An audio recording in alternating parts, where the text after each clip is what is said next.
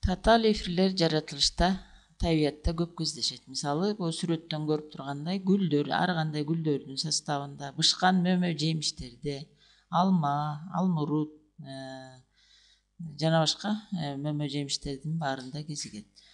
Татаал эфир дагы ошондой эле май, мына могу жерде өсүмдүк майы, чемичкенин майы, пахтанын майы, катуу май, суюк май, малдын майында татаал эфирлер кездешет. Эми татаал эфир деген эмне? Татаал эфир жалпы формуласы R, S, O кош байланыш, O жана R1. Бул жалпы формуласы. Бул эмне деген сөз? Бул жерде могуга чейин алсак, бул жогорку карбон кислотасынын калдыгы. Ал эми буяктан баштап R1O бул спирттин калдыгы. Демек, жалпылап айтканда, карбон кислотасы менен спирттердин ортосунан пайда болгон затты татаал эфирлер дейбиз. Эми мисалда көргөзсөк, мисалы жалпы жолунан алалы. RCOOH бул карбон кислотасы OH плюс спирт R1OH. R менен R1 ар кандай радикалдар болушу мүмкүн. Реакциянын шарты ысытыш керек жана катализатор катарында концентрацияланган күкүрт кислотасын кошуп ысытканда. Ошондо карбоксилден OH кетет, ал эми спирттен суутектин атому кетет. Ошондо суу бөлүнүп чыгат дагы, калдыгы, демек суу бөлүнүп чыгат H2O плюс эфирдин пайда болушун жазалы. RCO бул O С менен байланышат, анан R1. Демек, татаал эфирдин пайда болуу реакциясы бул эфирленүү реакциясы деп аталат. Бул кайталанма реакция, карама каршы стрелка менен белгилейбиз. Түз жана тескери жүрүшү мүмкүн. Эми конкреттүү мисалдардан көрөлү. Мисалы, уксус кислотасын алалы. Уксус кислотасы CH3 COOH плюс этил спирти HOC2H5. Температура ысытыш керек, катализатор H2SO4. Ошондо эфирленүү реакциясы, демек бул жерден OH, ал эми спирттен H кетет. Ошондо спирттен жана кислотадан төмөнкү татаал эфир пайда болот. C2H5.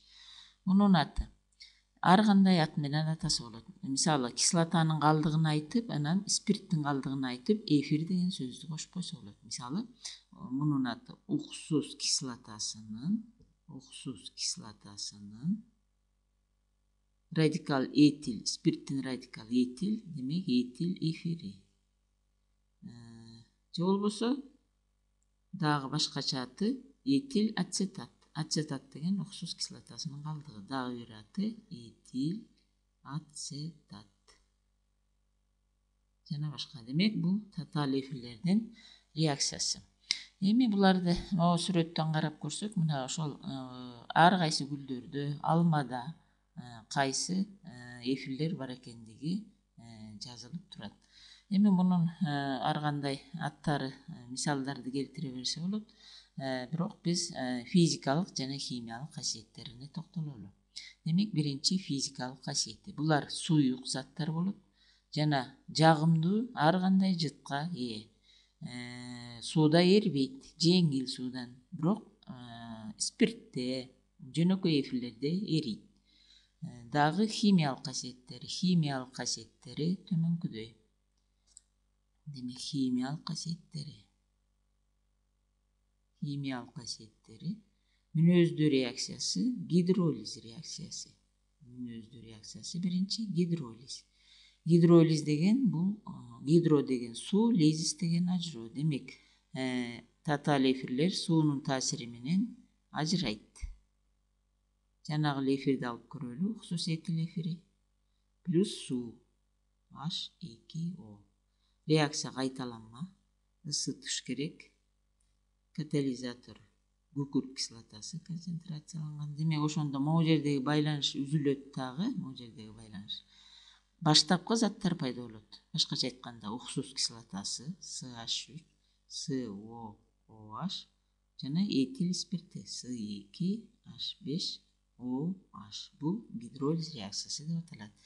Экинчи касиети татаал эфирлерде кош байланыш болгондуктан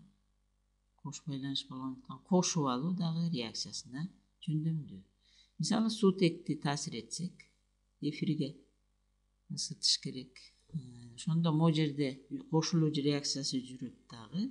CH3 CH2OH плюс C2H5OH 2 түрдүү спирт пайда болот. Демек бул экинчи мүнөздүү реакциясы.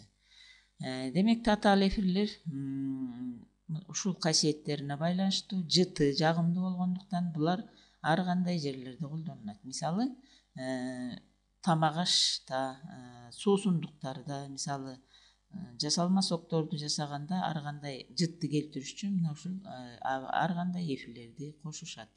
Ошондой эле эриткич катары колдонулат.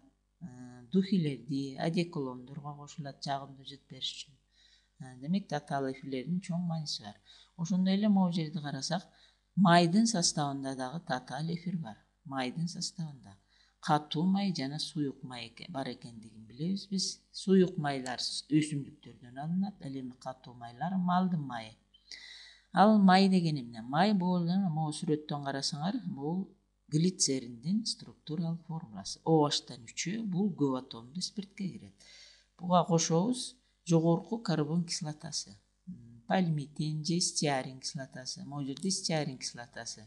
Стеарин кислотасынын формуласы C17H35COOH.